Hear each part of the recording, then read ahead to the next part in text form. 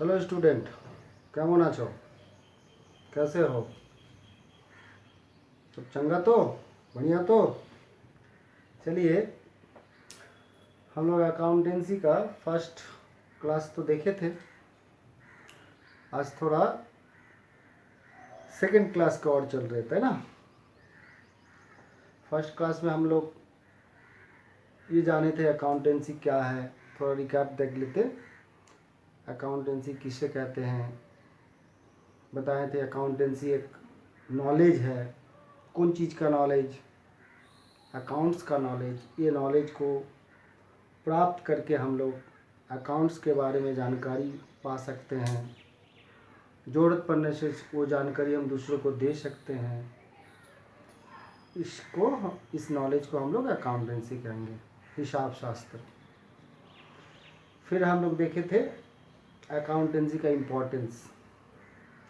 हम बताए थे, देखो, अगर हम लोग स्टूडेंट लाइफ से शुरू करते तो हर लाइफ में एक अकाउंटेबिलिटी का ज़रूरत पड़ता है। सबको अकाउंट्स का ज़रूरत पड़ता है। वो स्टूडेंट लाइफ हो, सांसारिक जीवन हो, बिजनेस ऑर्गेनाइजेशन हो, नॉन प्रॉफिट थिंकिंग ऑर्गेनाइजेशन हो, मतलब जिसका उद्देश्य लाभ हानि के लिए नहीं होता वो हो, यानी सबके लिए ज़रूरत पड़ता है सर। यानी अकाउंटिंग एक्टिविटीज सबके लिए है। उसके बाद हम लोग ये भी समझ लिए थे कि अकाउंटेंसी आर्ट्स और साइंस का कोलैबोरेशन है। अगर हम लोग साइंस को हार्ड सोचते व आर्ट्स को बोरिंग समझते तो हम लोग कॉमर्स नहीं पढ़ पाएंगे, क्योंकि ये दोनों मिलके अकाउंटेंसी होता है ना। इसके बाद हम लोग समझे थे अकाउंट। इसके बाद हम लोग समझे थे अकाउंट। सर अकाउंट किसे कहते? अकाउंट मतलब होता है हिसाब। हिसाब मतलब अकाउंटेंसी एक नॉलेज बताए थे, है ना। तो दूसरा भी आप लोग को समझाएं कि अकाउंटेंसी एक भाषा है, लैंग्वेज है। अब लोग ये भाषा समझना होगा, बस सीखना होगा। सीखना एवं समझना दोनों होगा। ये अकाउंटेंसी हमको बता रहा, पहला पड़ाव बताया था अकाउंट, हिसाब। इस हिसाब को हम लोग अकाउंट को हम लोग दो पार्ट से डिवाइड किए थे, पर्सनल अकाउंट और इम्पर्सनल अकाउंट। फिर पर्सनल अकाउंट को हम लोग तीन पार्ट से डिवाइड किए थे, एक नेचुरल पर्सनल अकाउंट, एक आर्टिफिशियल पर्सनल अकाउंट, एक रिप्रेजेंटेटिव पर्सनल अकाउंट, ठीक ना। फिर हम लोग इम्पर्सनल अकाउंट को दो पार्ट से डिवाइड किए थे, एक रियल अकाउंट, एक nominal account. Natural personal account में समझे थे ऑल ह्यूमन बीइंग, मतलब कोई भी व्यक्ति, मैन हो व वुमेन हो, उसी को हम लोग बोलेंगे natural personal account. Artificial personal account में बोले थे जो मैन नहीं है, मतलब कोई व्यक्ति नहीं है लेकिन व्यक्ति जैसे काम क्रिया करता है, फंक्शनल एक्टिविटी होता है, कृत्रिम व्यक्ति, आर्टिफिशियल, कृत्रिम, नेचुरल नहीं है। जैसे बैंक, जैसे कोई कंपनी, जैसे कोई ऑर्गेनाइजेशन, क्लब, सोसाइटी, ये सब को हम बोल सकते हैं, पोस्ट ऑफिस, ये सब को हम लोग बोल सकते हैं आर्टिफिशियल पर्सनल अकाउंट। बोले थे रिप्रेजेंटेटिव पर्सनल अकाउंट, मतलब नेचुरल और आर्टिफिशियल पर्सनल अकाउंट खुद नहीं आके उसका जगह में कुछ रिप्रेजेंट करता है, जैसे आउटस्टैंडिंग, प्रीपेड, एडवांस, एक्रूड, ये सब बताए थे। इम्पर्सनल में आप लोग को बताए थे real account. Sir real account क्या है? एसेट का हिसाब बताए थे। कोई भी एसेट्स, उसको रियल अकाउंट बोलेंगे। Building, machine, furniture, cash, stock, ये सब बताए थे। Nominal account, income and expenses. Income और एक्सपेंसेस का भी तो कुछ नाम है, हम लोग कितना एक्सपेंसेस करते हैं, लेकिन उसका तो वगैरह वगैरह नाम से पुकारते हैं। जैसे खरीदे, परचेज, जैसे वेजेस, मजदूर को मजदूरी दिए, वेजेस, किराया दिए, रेंट, सैलरी दिए, इस तरह खर्च को नाम बोलते हैं हम लोग। इनकम का भी उसी तरह नाम है, sale, rent receive, salary receive, subscription receive, वगैरह वगैरह।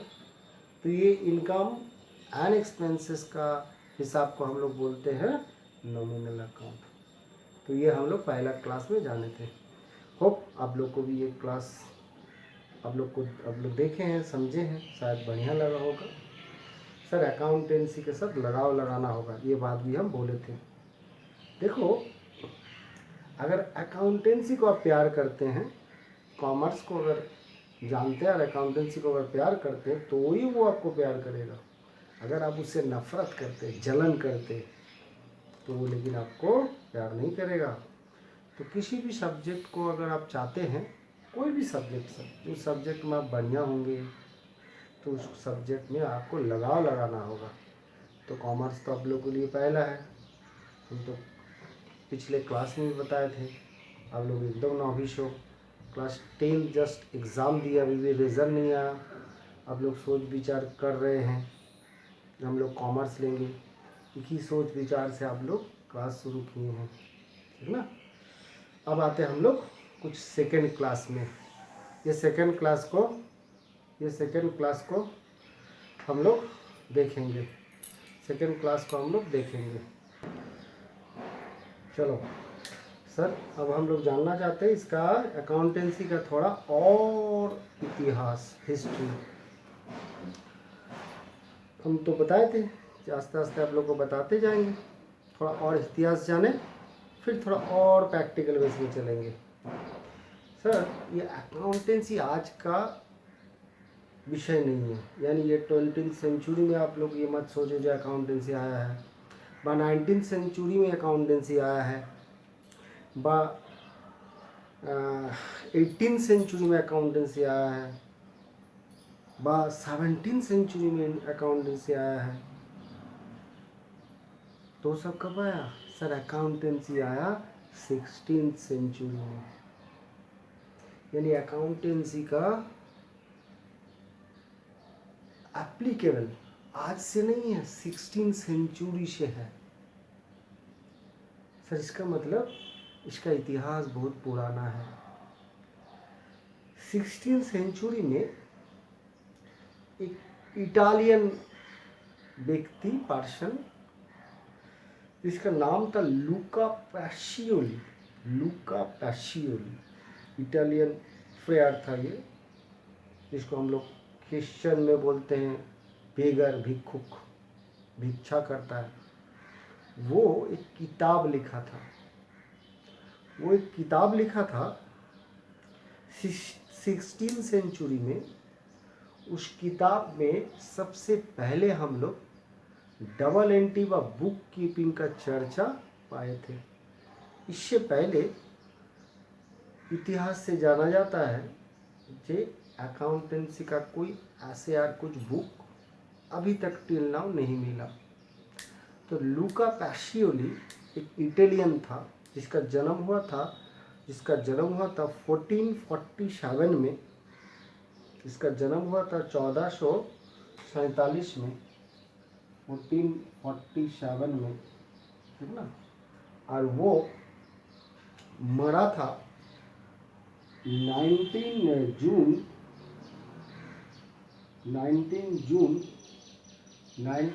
वो मरा था 19 जून 17 में, मतलब 1517 में, ठीक है। तो 1417 ये कोई हम एकदम डायरेक्ट ईयर बोले, जन्म का डेट कुछ पता नहीं है, लेकिन उसका मृत्यु का दिन पता है 19 जून 1517 में, ठीक है।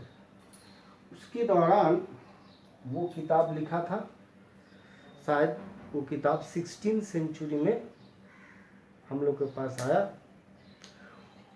ये लूका पैसियोली बोल रहे, एक्चुअल में इसका नाम बहुत बड़ा है, फ्रे लूका बार्तोलोमेओ डी पैसियोली, ठीक ना। चलिए हम लिखते फ्रे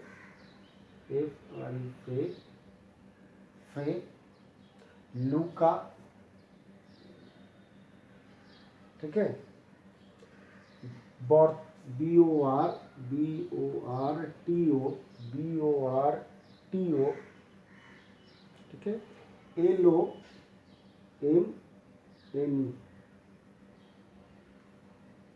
ठीक ना, डी पैसियोली,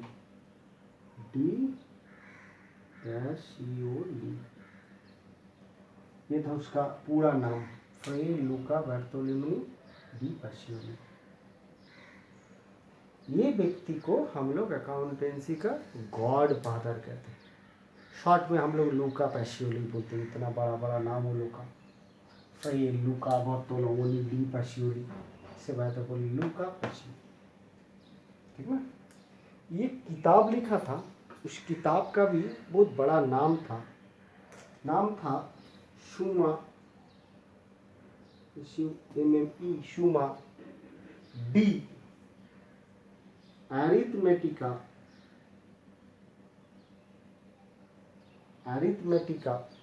ठीक है, डिवाइनी, DIVINE, डिवाइनी, प्रोपोर्शनेट,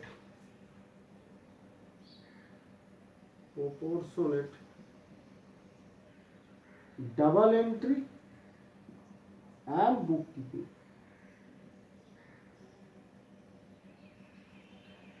ये बुक में 16th सेंचुरी में ये बुक जब सबके पास आया तब दिखाई मिला कि लूका पैसियोली सबसे प्रथम ये बात को बोला था, यानी अकाउंटेंसी का चर्चा शुरू हुआ था। तो इससे पता चला कि 16th सेंचुरी से ये आया है, ठीक ना सर।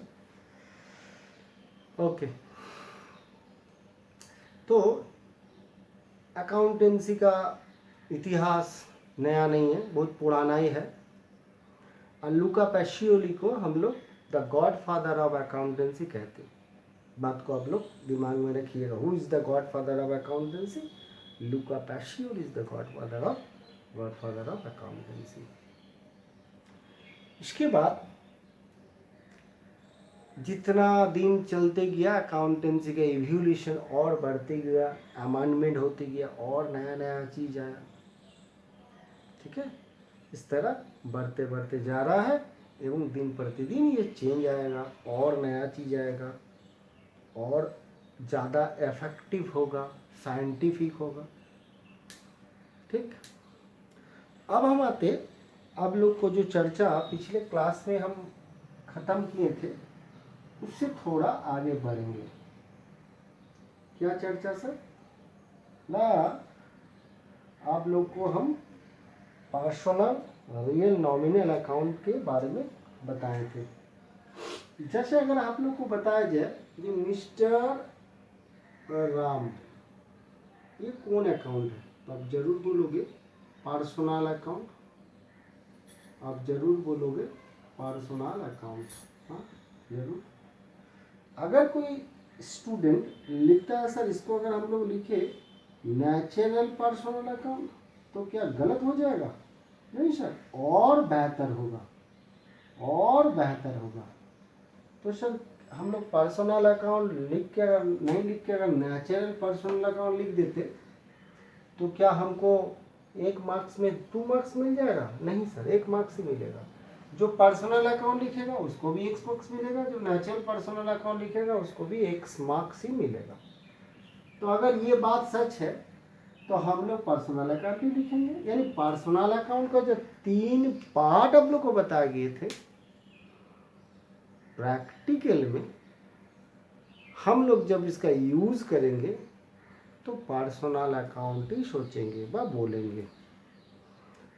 हम देखो आप लोग को एकदम प्रेशर नहीं देना चाहते, हम बोलना चाह रहे अकाउंटेंसी एक नॉलेज है, उस नॉलेज व भाषा है, लैंग्वेज है, उसको सीखो। तो पर्सनल अकाउंट का क्लासिफिकेशन आपका थियोरेटिकल कॉन्सेप्ट के लिए बेहतर है, लेकिन जब आप प्रैक्टिकली चलोगे तो पर्सनल अकाउंट ही बोल सकते हैं।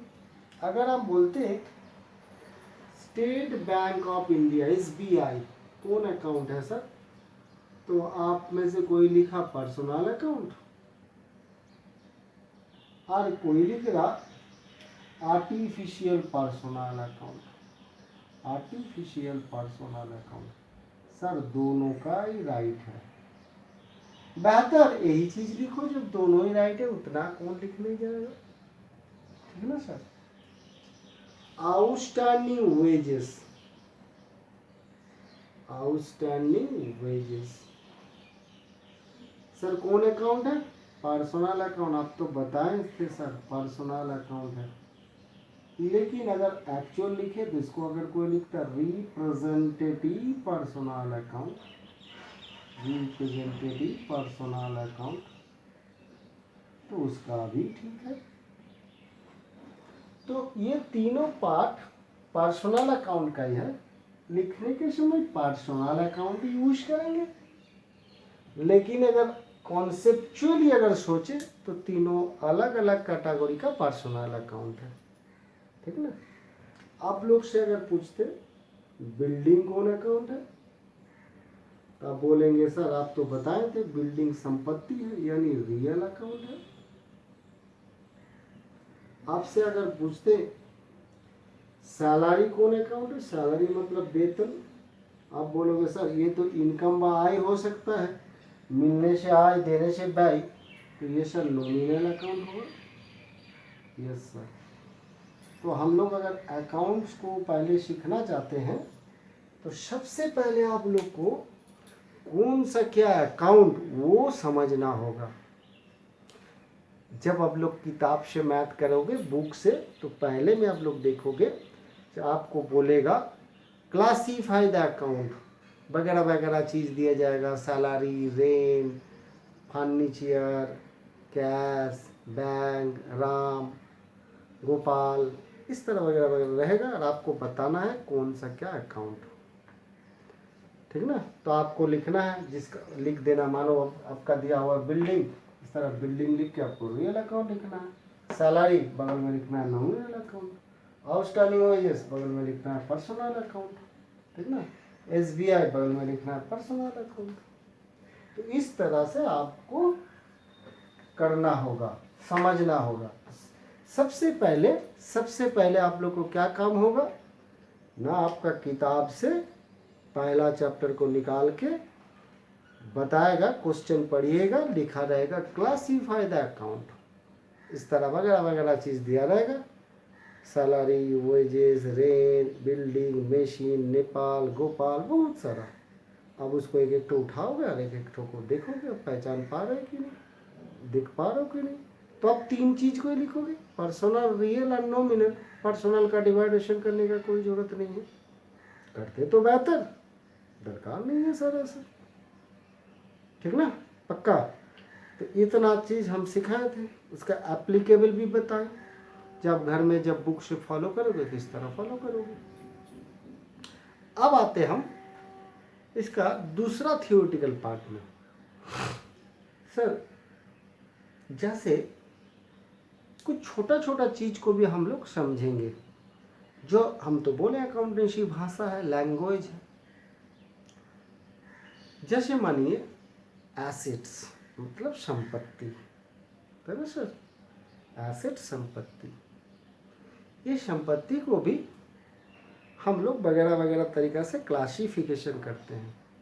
जैसे फिक्स्ड एसेट, फिक्स्ड एसेट में हम लोग सोचते हैं बिल्डिंग, मशीन, फर्नीचर, इस तरह एसेट को फिक्स्ड बोलते हैं, जो एक जगह में फिक्स्ड रहता है। सर फर्नीचर को तो हम इधर उधर कर सकते हैं, हम मूवेबल इमूवेबल नहीं बोले सर, हम बोले फिक्स्ड, इसको फिक्स्ड बोलते हैं। हम लोग जो कुछ भी सीखेंगे सर, जो कुछ का भी आर्गूमेंट होगा वो अकाउंटेंसी से होगा, यानी अकाउंटेंसी हमको एक अलग ही लैंग्वेज बता रहा है, इस लैंग्वेज को ही आपको लगाव में लगाना होगा, ठीक है ना। सेकेंड अगर हम लोग सोचे तो करेंट एसेट्स, करेंट एसेट्स में जैसे stock, bill receivable, cash, debtor, ये सबको बोलते हैं करेंट एसेट्स। सर अभी इसमें प्रेशर मत लो, अभी सबका क्लासिफिकेशन का जरूरत नहीं है, हम ऐसे बताया आप लोग को जो एसेट्स का भी इस तरह क्लासिफिकेशन होता है ना। अब देखो सर, ये जो मानो हम लोग अगर अपना अकाउंटिंग एक्टिविटी थोड़ा से सोचना शुरू किए, करना नहीं, सोचना शुरू किए, तो अकाउंटेंसी हमेशा याद रखो, आप लोग एकदम नॉविश हो, इसीलिए आप लोग को हमेशा हर चीज को सीखना होगा सर। हम पहले क्लास में बोले थे आपके पास नॉलेज कुछ तो नहीं है, आप अगर साइंस व आर्ट्स लेते तो आपके पास नॉलेज रहता, यहाँ तो आपको सीख के आगे बढ़ना होगा। जैसे जैसे जानते हैं अकाउंटेंसी में कुछ वर्ड का इस्तेमाल होगा, जैसे क्या वर्ड सर, चलिए बताते हैं आप लोग को क्या वर्ड। ये वर्ड नॉट ओनली हम जो बता रहे उतना ही और भी आएगा, तो थोड़ा थोड़ा हम लोग जान लें, तो थोड़ा थोड़ा अगर नहीं जानते तो आगे आगे हम कुछ भी करने जाएगा तो असुविधा होगा। गुड्स, सर आप बोलोगे गुड्स का मतलब तो हम लोग जानते हैं सर, गुड्स मतलब तो सामान। हाँ सर आप लोग जानते हैं, हम तो नहीं बोले आप लोग नहीं जानते हैं, लेकिन जानते हैं अकाउंटेंसी में गुड्स मतलब क्या बोलना चाह रहा, आप जो चीज लेके, जो सामान को लेके अपना कारोबार करते हैं उसी को गुड्स बोलेंगे। जैसे मानिए आप कपड़ा का व्यापारी हो, कपड़ा का कारोबार करते हैं, तो कपड़ा आपके लिए गुड्स हो जाएगा, ठीक है। अब वेजिटेबल का बिजनेस करते हैं, आलू प्याज भिंडी मटर, तो आलू प्याज भिंडी मटर आपके लिए गुड्स हो जाएगा, ठीक है। अब राइस का बिजनेस करते हैं तो राइस आपके लिए गुड्स हो जाएगा। तो हम कहना चाहें जो जो चीज लेके कारोबार करता उसके लिए वही हो गया गुड्स, ठीक ना। आप मानो कपड़ा का व्यापारी हो तो कपड़ा आपके लिए गुड्स, कपड़ा आपके लिए गुड्स। कपड़ा अगर खरीदोगे तो आप बोलोगे गुड्स खरीदे हैं, कपड़ा अगर बेचोगे तो आप बोलोगे गुड्स बेचे हैं। तो गुड्स जब आप खरीदोगे सर, गुड्स जब आप खरीदोगे तो क्या होगा, गुड्स जब खरीदोगे तो आप उसके जगह में लिखोगे परचेस। गुड्स जब खरीदोगे तो उसको बोलोगे परचेस, यानी परचेस सब देख के आपको पता चलना होगा, ओ इसका मतलब गुड्स खरीदने के बारे में बता रहा। हम तो बता रहे पहले से ही, भाषा है सर, लैंग्वेज को सीखना होगा। आप अगर इससे बहस करने जाओगे तो आपका परेशानी होगा, वही तो सिखा रहे हैं। जब भी आप गुड्स खरीदोगे तो उसका मतलब उसके जगह में हम परचेस लिखेंगे। इसका मतलब अगर आप मानो अकाउंटेंसी में एकदम कुछ नहीं आता, आप अगर किसी का अकाउंटिंग एक्टिविटी देख रहे हैं, कॉपी देख रहे, खाता देख रहे, वहाँ परचेस लिखा है 1 लाख, वो कपड़ा का कारोबारी है, उसका एक तो हिसाब का खाता आप पलटे, फिर देखे लिखे, हाँ लिखा परचेज 1 लाख, तब आपका तुरंत दिमाग में आ जाएगा ओ ये कपड़ा खरीदा है 1 लाख का। इतना देखो नहीं लिखा, वो क्या लिखा है, खाली परचेज। तो ये परचेज सबसे ये इतना बड़ा कवरेज हुआ जो वो आदमी कपड़ा खरीदा है बिजनेस के लिए 1 लाख।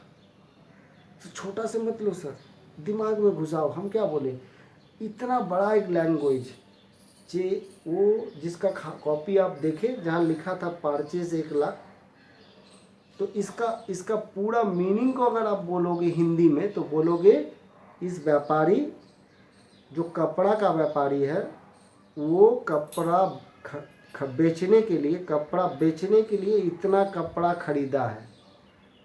सर जो जिसको अकाउंटेंसी नहीं आता, चलो आपको थोड़ा आइडिया, हमको नहीं आता, हम उस अगला का कॉपी खोले, अगला मतलब वो मार्चेंट का कपड़ा व्यापारी का कॉपी को देखे जो उस कॉपी में कहीं उसका हिसाब का कॉपी में लिखा था परचेज 1 लाख।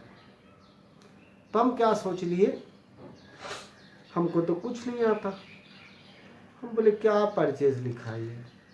हम एक अकाउंटेंसी जानने वाला एक बंदा को बुलाए, मानो तुमको बुलाए, फिर बोले बताओ तो ये परचेज लिखा है 1 लाख मतलब क्या। तुम हमको समझा रहा, जी इसका मतलब क्या है जानते हैं? ये कपड़ा का व्यापारी है ना। हम बोला हाँ जानते हैं, ये कपड़ा का व्यापारी है।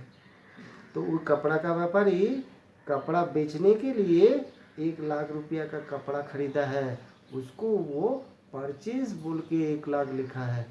तो हम बोले अरे बाबा इतना बड़ा बात को वो छोटा परचेज बोल के लिख दिया। तो तुम बोला हाँ हाँ जी, कॉमर्स में यही है, ये भी एक भाषा है। इसी से आपको समझ जाना होगा, जब परचेज 1 लाख लिखा है मतलब अगला एक कपड़ा का व्यापारी है, वो वो वो कपड़ा खरीदा है कपड़ा बेचने के लिए। तो देखो इतना बड़ा एक लैंग्वेज को छोटा परचेज वर्ड से बताया जा रहा है।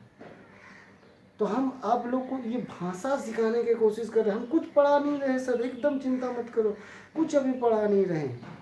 तो ये परचेज गुड्स जब खरीदेंगे तो परचेज बोलेंगे, और गुड्स मतलब तो हम बोले जो जो चीज़ लेके कारोबार करता है उसको गुड्स बोलते हैं। और गुड्स अगर आप बेचें तो उसको बोलते हैं सेल। यानी अगर आप जिस सामान लेके कारोबार करते उस सामान को बेचोगे तो सेल बोलते हैं, ठीक ना। सपोज आप गुड्स खरीदे थे, सपोज आप कपड़ा का व्यापारी हो, गुड्स खरीदे थे, कपड़ा खरीदे थे बेचने के लिए, लेकिन उसमें से कुछ कपड़ा फटा उटा निकल गया, डिफेक्टिव निकल गया, तो आप उसको क्या करोगे? जिससे खरीदे थे उसको वापस दे दोगे, जिससे खरीदे थे उसको वापस दे दोगे। तो इसको बोलते हैं अकाउंटेंसी का लैंग्वेज में परचेस रिटर्न, परचेस रिटर्न, ठीक ना। और बढ़िया अगर लैंग्वेज में बोलते तो return outward, return outward. Sir और बढ़िया मतलब क्या बोलना चाहे सर? देखो आपका भी तो घर में, आपका ना घर में नाम है गोपाल और स्कूल में नाम है नेपाल, 2 नाम हो गया कि नहीं? उसी तरह अकाउंटेंसी में तो भी तो हम तो बोले एक भाषा है, तो 2 भाषा है। सामान खरीदे थे वापस दे रहे, परचेस रिटर्न सीधा भाषा, और जिसके लिए और अकाउंटिंग भाषा चाहिए तो उसको बोलेंगे रिटर्न आउटवर्ड। उसी तरह हम किसी को सामान बेचे थे, अगला वो सामान पसंद नहीं आया, कोई कारण से हमको वापस कर दिया, तो इसको बोलेंगे सेल्स रिटर्न, इसको बोलेंगे sales return, sales return. Sir इसका भी दूसरा नाम हो सकता है सर, आप बोल सकते हैं रिटर्न इनवर्ड, रिटर्न इनवर्ड, इन मतलब आ और मतलब गया। तो देखो गुड्स को हम फिर से बता रहे, पेशेंट मतलब हम आप लोग को भाषा सिखा रहे। गुड्स को जब खरीदे तो परचेज लिखते हैं, बेचे तो सेल लिखते हैं, आपस करे तो रिटर्न आउट लिखते हैं, वापस आया तो रिटर्न इन लिखते हैं, ठीक है ना सर। तो गुड्स मतलब समझ गए, गुड्स का क्या क्या वगैरह वगैरह यूज होता है वो जान लिए, ठीक है सर। अकाउंटेंसी में इस तरह बहुत सारा वर्ड को अलग अलग चीज से पुकारा जाएगा। जैसे मानिए आपका एक कारोबार है, आप कारोबार से कुछ ले रहे हैं सामान व पैसा, किस लिए ले रहे हैं ना? अपने लिए, अपने यूज़ करने के लिए, जिसको हम लोग बोलते हैं निजी खर्च, निजी ज़रूरत।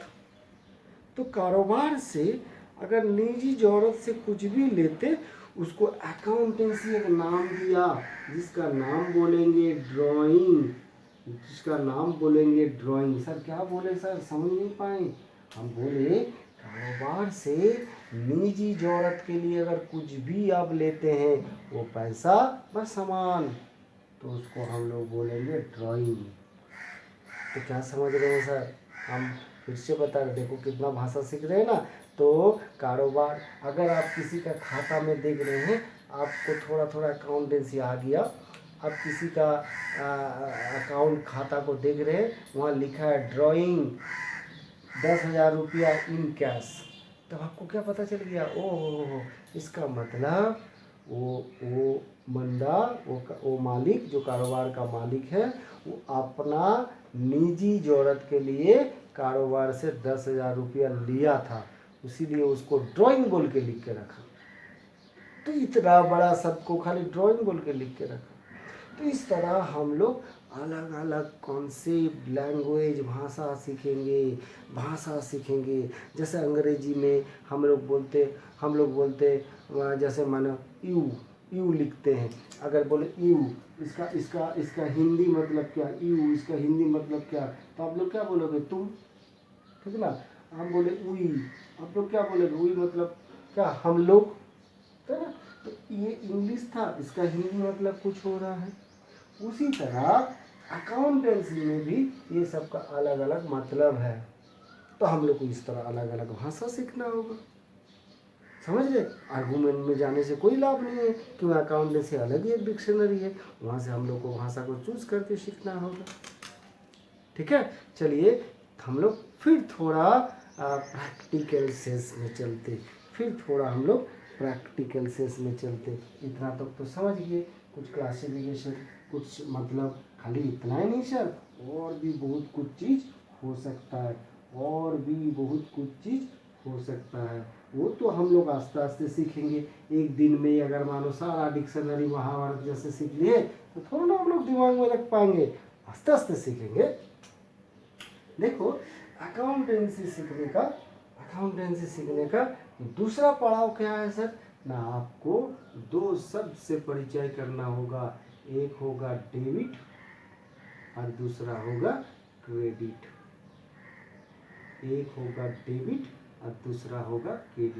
इस डेबिट को हम लोग शॉर्ट में डियर और क्रेडिट को शॉर्ट में शेयर बोलते हैं।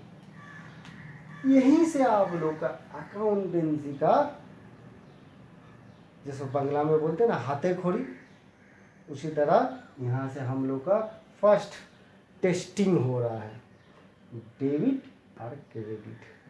अकाउंटेंसी में दो शब्द है, एक डेबिट, दूसरा है क्रेडिट। सर ये क्या है? हाँ सर ये क्या है तो बताएंगे, ये तो आप लोग को पता है क्या है, क्यों बोलोगे सर ये भी भाषा है। हाँ सर, सभी तो भाषा या लैंग्वेज ही है। फिर जब ये भाषा भी सीख लोगे, आपको जैसे ड्राइंग भाषा समझ में आया, आपको जैसे परचेज भाषा समझ में आया, आपको जैसे रिटर्न भाषा समझ में आया, जैसे गुड्स भाषा समझ में आया, इस तरह ये भी समझ जाओगे। यानी जो भी सीखोगे वही लैंग्वेज। तो डेबिट और क्रेडिट ये भी अकाउंटेंसी का सबसे बड़ा लैंग्वेज है। यानी जैसे हम लोग इंग्लिश में शब्द देखते ना, ABCD, ये सब सीखने के बाद ही तो हम लोग वर्ड सेंटेंस गठन कर पाए। हिंदी बांग्ला में अ आ क ख सीखे, फिर ही तो हम लोग लिखना सीखे, बोलना सीखे, उसी से हम लोग सेंटेंस बनाए। उसी तरह ये डेबिट क्रेडिट अकाउंटेंसी का एक तरह का लैंग्वेज है, और उस तरह का शब्द है वर्ड, अल्फ़ाबेटिकल बांग्ला हिंदी में अ आ क ख। सो ये डेबिट क्रेडिट क्या है? ये डेबिट क्रेडिट बताने से पहले इसका छोटा सा एक इतिहास बता लेते। डेबिट शब्द डेबिटम नामक कोई लैटिन शब्द से आया है। डेबिट शब्द डेबिटम नामक कोई लैटिन वर्ड से आया है, जिसका मतलब होता है कुछ मिलने वाला है। डेबिट वर्ड डेबिटम नामक कोई लैटिन वर्ड से आया है, जिसका मतलब होता है कुछ मिलने वाला है। और क्रेडिट वर्ड क्रेडियर नामक कोई लैटिन शब्द से आया है, जिसका मतलब होता है फेथ, विश्वास। लेकिन सर ये लैटिन शब्द में डेबिटम का मतलब क्या है, क्रेडियर का मतलब क्या है, इससे कोई मतलब नहीं है अकाउंटेंसी का। हम तो खाली थोड़ा इतिहास इतिहास बोल के रखे आप लोग को। जो डेबिट और क्रेडिट वर्ड कहाँ से आया है, और उसका उलुक द कंट्री में लैटिन शब्द में उसका मीनिंग क्या है। लेकिन इसके साथ दूर दूर तक अकाउंटेंसी का कोई संपर्क नहीं है। तो सर डेबिट क्रेडिट क्या है? सर डेबिट क्रेडिट अकाउंटेंसी का भाषा है। हम तो बार बार बोलेंगे अकाउंटेंसी की भाषा है। यानी हम लोग जैसे मैथ में प्लस माइनस करते थे ना, अकाउंटेंसी में इसी तरह प्लस माइनस और भी कुछ करने के लिए डेबिट और क्रेडिट का यूज़ होता है, और कुछ नहीं। यानी सारा अकाउंटेंसी ये डेबिट और क्रेडिट में ही टिका हुआ है। बस सर, यानी प्लस माइनस सीखने से हो जाएगा। हाँ सर, ये डेबिट क्रेडिट को अगर आप लोग सीख सकते हैं तो ही हो जाएगा। तो डेबिट क्रेडिट है अकाउंटेंसी का लैंग्वेज, और यही है अकाउंटेंसी का वो वर्ड जहाँ से हम लोग अकाउंट्स को बना पाएंगे। और ये दोनों वर्ड कहाँ से आया हम बताएं, ठीक है ना। अब इसका इम्प्लीकेबल कहाँ है। जैसे आप लोग शायद जोड़ घटा सीखे, तो जोड़ घटा 1 2 में सीखे थे, फिर क्या 10 में जोड़ घटा करते थे, किसी मैथ में क्या जोड़ घटा करते थे 10 में, 1 2 3 में जोड़ घटा सब लोग सिखाया था पेंसिल में या बोर्ड में, आपको जो 3 डिजिट 4 डिजिट का प्लस समेशन सम करने देता था, सब्सट्रैक्ट करने देता था। 10 में क्या इस तरह कुछ किए? हाँ सर किए सर, डायरेक्टली नहीं किए, इनडायरेक्टली किए। हर मैथ में था आपका प्लस व माइनस, है ना। तो उसी तरह ये डेबिट क्रेडिट सारा अकाउंटेंसी में है, डायरेक्टली और इनडायरेक्टली, ठीक है ना सर। तो ये डेबिट क्रेडिट का इम्प्लीकेबल कहाँ है, कहाँ से हम लोग इस डेबिट क्रेडिट को अप्लाई करेंगे, तो उसके लिए आपको जानना होगा golden rule of accountancy. Golden rule of accountancy, यानी अकाउंटेंसी का गोल्डन रूल क्या है। इस गोल्डन रूल से हम लोग अकाउंट्स को सीखेंगे। ये गोल्डन रूल ऑफ अकाउंटेंसी हम लोग को ब्रिटिश लोग सिखाया था। बाद में और एक नया रूल आया जिसको हम लोग बोलते हैं मॉडर्न रूल ऑफ अकाउंटेंसी, जो लोग अमेरिकन लोग बताया। तो हम लोग दोनों रूल सीखेंगे, लेकिन सबसे आगे हम लोग गोल्डन रूल को बढ़िया से सीखेंगे, फिर मॉडर्न रूल में चलेंगे। तो गोल्डन रूल ऑफ अकाउंटेंसी में, रूल मतलब तो समझ गए कि किस तरह से आप अकाउंट बनाओगे, उसका रूल प्रिंसिपल बता रहा है। जहाँ हम लोग क्या सीखेंगे सर, हम लोग सीखेंगे पर्सनल अकाउंट, जो आप लोग को पहले बताए थे, इसलिए तो बताए थे कि पर्सनल अकाउंट में क्या करने से डेबिट, क्या करने से क्रेडिट होता है। रियल अकाउंट में क्या करने से डेबिट, क्या करने से क्रेडिट होता है। और 3 नंबर नॉमिनल अकाउंट में क्या करने से डेबिट, क्या करने से क्रेडिट होता है। तो गोल्डन रूल ऑफ अकाउंटेंसी हमको सिखाता है कौन अकाउंट में क्या करने से, ये 3 अकाउंट को तो हम लोग समझे अभी, ये 3 अकाउंट में क्या करने से डेबिट होगा और क्या करने से क्रेडिट होगा। पर्सनल अकाउंट आप लोग को तो बढ़िया दिमाग में है कि पर्सनल अकाउंट किसे कहते हैं। तो पर्सनल अकाउंट में रिसीवर डेबिट होता है, रिसीवर डेबिट होता है, रिसीवर डेबिट होता है, और गिवर क्रेडिट होता है, गिवर क्रेडिट होता है। सर इसका मतलब समझेंगे। जैसे हम और आप दोनों ही तो पर्सनल अकाउंट का एग्जाम्पल हो। हम और आप दोनों ही पर्सनल अकाउंट का एग्जाम्पल हो। हम आपको, अब हमको 100 रुपया दिए हमको मिला, हम रिसीवर तो हम डेबिट, और आप दिए आप गिवर तो आप क्रेडिट। तो पर्सनल अकाउंट में मिलने, जो पाने वाला है वो डेबिट होता है, जो देने वाला है वो क्रेडिट होता है। पाने वाला डेबिट, देने वाला credit, receiver debit, giver credit. बस ये गायत्री मंत्र पहले सीखे हम लोग। पर्सनल अकाउंट में receiver debit, giver credit.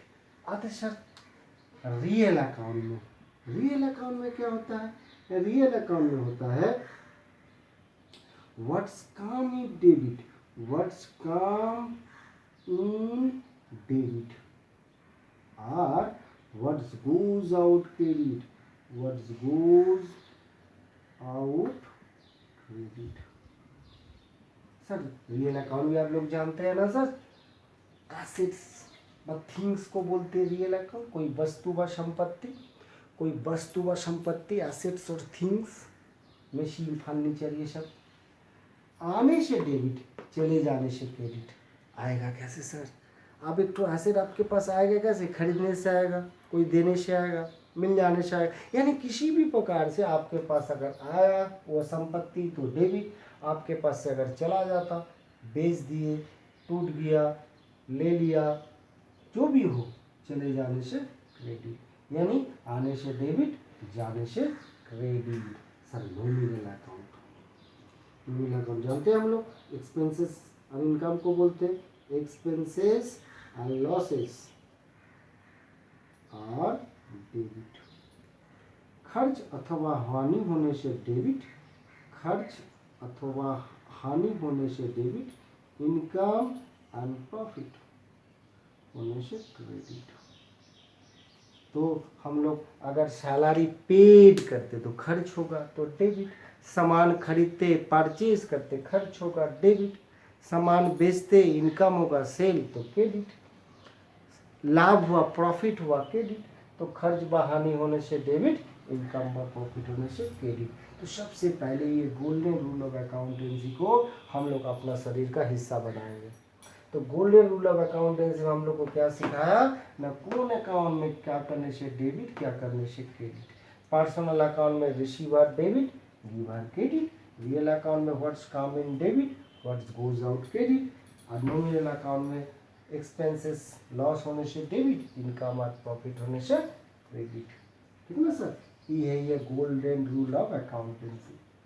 Sir इसका नाम गोल्डन रूल क्यों हुआ सर, इसका नाम गोल्डन क्यों हुआ? बरसों पहले एक स्टूडेंट हमसे ये सवाल किया था, 20 साल पहले एक स्टूडेंट हमको सवाल किया था कि सर हम एक बैंक में इंटरव्यू देने आए हैं, हम एक बैंक में इंटरव्यू देने आए हैं, तो अब 5-7 मिनट के बाद ही मेरा लाइन आएगा, तो हम सबसे पूछ रहे, जो हमसे आगे इंटरव्यू दे के चला जा रहा है उन लोग से पूछ रहे क्या पूछ रहा है आप लोग से, तो वो लोग बोला जो नेचुरली मोस्ट ज़्यादातर बंदा से ये पूछ रहा है जे गोल्डन रूल ऑफ अकाउंटेंसी को गोल्डन ही क्यों कहा जाता है। बड़ा सवाल सर, वो हमसे पूछा जे सर इसका आंसर अगर हमसे भी पूछा तो हम क्या बताएंगे। हम बोले चलो आपको बता देते जल्दी जल्दी। Sir golden rule of accountancy का नाम गोल्डन ही क्यों हुआ, इसका नाम क्यों प्लाटिनम नहीं क्यों प्लाटिनम क्यों नहीं हुआ? प्लाटिनम तो गोल्ड से भी ज़्यादा कीमती धातु है। इसका नाम सिल्वर क्यों नहीं हुआ, मतलब गोल्ड से थोड़ा कम क्यों नहीं हुआ, इसका नाम गोल्डन ही क्यों हुआ? यही तो सवाल था। हाँ सर देखो, ये जो रूल है ये कभी भी खराब नहीं होगा, ये कभी भी असत्य प्रमाण नहीं होगा, ये एवरग्रीन है, ये एवरग्रीन है सर। ये कभी भी ऐसे नहीं होगा जो ये कुछ बदलाव आएगा वह गलत साबित हो जाएगा, लेकिन ऐसे नहीं कि इससे बढ़कर कुछ बढ़िया नहीं आ सकता। जैसे मॉडर्न रूल आया कि नहीं, यानी गोल्डन से और बढ़िया हो सकता है, प्लैटिनम हो सकता है, लेकिन ये खराब नहीं होगा, यानी ये सिल्वर नहीं होगा। मेरा ओपिनियन से इसका आंसर यही है, किताब में नहीं है, हम अपना नॉलेज से आंसर बोले जो इसका लिए नाम हुआ गोल्डन। गोल्डन मतलब ये हमेशा चमकेगा, ये कभी भी फीका नहीं पड़ेगा, लेकिन इससे और चमकदार चीज नहीं आएगा ऐसे कोई गारंटी नहीं है, इसीलिए गोल्डन ही रखा गया। ठीक है ना, तो गोल्डन रूल ऑफ अकाउंटेंसी हम लोग जाने कौन अकाउंट में क्या करने से डेबिट, क्या करने से क्रेडिट होता है। जैसे पर्सनल अकाउंट में receiver debit, giver credit, real account में what's come in debit what's goes out credit, nominal account में क्या सीखे, एक्सपेंसेस लॉस होने से डेबिट, इनकम और प्रॉफिट होने से क्रेडिट। ठीक है ना बच्चों, तो ये था हम लोग का अकाउंटेंसी का एक पार्ट। ये गोल्डन रूल ऑफ अकाउंटेंसी सीखने के बाद हम लोग छोटा छोटा करके अकाउंटेंसी में एंटर करेंगे, मतलब अकाउंटेंसी को रिकॉर्ड करना सीखेंगे, समराइज करना सीखेंगे, क्लासिफिकेशन करना सीखेंगे, इंटरप्रिटेशन करना सीखेंगे। यानी ये गोल्डन रूल ऑफ अकाउंटेंसी एक पिलर है, इस पिलर के ऊपर डिपेंड करके हम लोग मंजिल बनाएंगे, घर बनाएंगे, यानी इसी के ऊपर डिपेंड करके हम लोग को सारा अकाउंटेंसी का हिसाब किताब चलेगा। ठीक है ना सर, तो और भी कुछ चीज़ आप लोग के लिए हम बोलना चाहते हैं। फिर से हम एक बार थियोरी में आते, थोड़ा से। सर ये गोल्डन रूल ऑफ अकाउंट्स को आप कहाँ यूज़ करोगे? सर हम लोग को बिजनेस में जो ट्रांजैक्शन होगा, जो ट्रांजैक्शन होता है उसको कहीं ना कहीं रिकॉर्ड करना होगा। तो वो रिकॉर्ड करने के लिए हम लोग ये गोल्डन रूल ऑफ अकाउंटेंसी को अप्लाई करेंगे। सर हम लोग का बिजनेस में जो ट्रांजैक्शन होगा उसको हम लोग रिकॉर्ड तो कहीं करेंगे, कहीं ना कहीं क्लासिफिकेशन करेंगे, कहीं ना कहीं समराइज करेंगे। उस रिकॉर्ड करने के लिए, क्लासिफिकेशन करने के लिए, समराइज करने के लिए, इंटरप्रिटेशन करने के लिए हम लोग को गोल्डन रूल ऑफ अकाउंटेंसी का जरूरत पड़ेगा। एक एक करके आते ट्रांजैक्शन, जिसको हम लोग हिंदी में बोलते हैं लेन देन। सर ये लेन देन ट्रांजैक्शन क्या है सर? सर आप कारोबार तो किए नहीं लेकिन समझते तो। आपका पापा आपको बोला जाओ दुकान से 1 किलो चीनी लाओ, ये लो 50 रुपया, 50 रुपीज़ लो, 1 किलो चीनी लाओ। आप गए दुकान में 1 किलो चीनी लिए, 50 रुपया दिए, जो भी दाम हुआ दिए वो। तो ये दुकानदार आपको चीनी बेचा, तो उसके लिए ये एक ट्रांजैक्शन है, लेन देन है। उसको वो दुकान शॉपकीपर उसको कहीं रिकॉर्ड करेगा, शॉपकीपर उस ट्रांजैक्शन को रिकॉर्ड करेगा, लिखेगा, तभी तो उसको पता चलेगा वो कितना का सामान बेच रहा है, कितना का गुड्स बेच रहा है। अगर वो नहीं रिकॉर्ड करता तो उसको तो पता ही नहीं चलेगा जो कितना का सामान बेचा है। तो समझ पा रहे हैं सर, अकाउंटेंसी हम बताए नहीं थे, अब थोड़ा थोड़ा बता रहे। अकाउंटेंसी सीख के क्या फ़ायदा होगा ना, आप अपना हिसाब को देख पाओगे। तो ट्रांजैक्शन लेन देन, तो उसको लेन देन कहते हैं। ये ट्रांजैक्शन ज़्यादातर 2 प्रकार का होता है, एक कैश ट्रांजैक्शन, एक क्रेडिट ट्रांजैक्शन। यानी एक नगद लेन देन, एक उधार लेन देन। नगद में जब हम लोग खरीदते व बेचते हैं उसको नगद लेन देन बोलते हैं। यानी सामान खरीदे पैसा दे दिए, सामान बेचे पैसा मिल गया, लेकिन सामान खरीदे पैसा नहीं दिए, सामान बेचा पैसा नहीं आया, इसको क्रेडिट ट्रांजैक्शन बोलेंगे। ठीक ना। ये छोड़कर भी पेपर ट्रांजैक्शन भी कुछ है, पेपर ट्रांजैक्शन भी कुछ है। यानी 3 प्रकार बोल सकते हैं, cash, credit and paper transaction. Paper transaction क्या है सर? यानी ऐसे भी कुछ ट्रांजैक्शन है जिसको हम लोग कैश व क्रेडिट ट्रांजैक्शन नहीं बोलेंगे, ओनली फॉर पेपर ट्रांजैक्शन। जैसे आपका कोई एसेट्स से कुछ वैल्यू घट जा रहा है, उसी लिए तो आपका पैसा नहीं गया, लेकिन पहले पैसा गया था, तो उस तरह कुछ ट्रांजैक्शन को हम लोग बोलेंगे पेपर ट्रांजैक्शन। हम फिर से बता रहे, हम इतना कुछ दिमाग में नहीं करना चाहते जब लोग को भी दिमाग पे ना आ जाए। ठीक ना। तो ट्रांजैक्शन किसे कहते हैं समझ गए। ट्रांजैक्शन मतलब है कारोबार में जो दिन प्रतिदिन की जो लेन देन चल रहा है उसको लेन देन बोलेंगे ट्रांजैक्शन। सर ट्रांजैक्शन का फीचर्स क्या होगा सर? ट्रांजैक्शन का फीचर्स, पहला फीचर्स यहाँ 2 साइड रहना होगा, 2 पार्टी होना होगा। लेन देन, लेन मतलब लीजिए, देन मतलब दीजिए। मतलब हम अपने आप में ट्रांजैक्शन नहीं कर सकते हैं, ट्रांजैक्शन करने के लिए कोई दूसरा और चाहिए। यानी ट्रांजैक्शन में 2 साइड होना होगा। ठीक है ना। ट्रांजैक्शन में दूसरा फीचर कैश क्रेडिट भी हो सकता है। तीसरा फीचर ट्रांजैक्शन में एक डेबिट होगा, एक क्रेडिट होगा, वो हम लोग देखेंगे। ओके। तो इससे हम लोग ये ट्रांजैक्शन को हम लोग क्या कर सीखेंगे, इसको रिकॉर्ड करना सीखेंगे।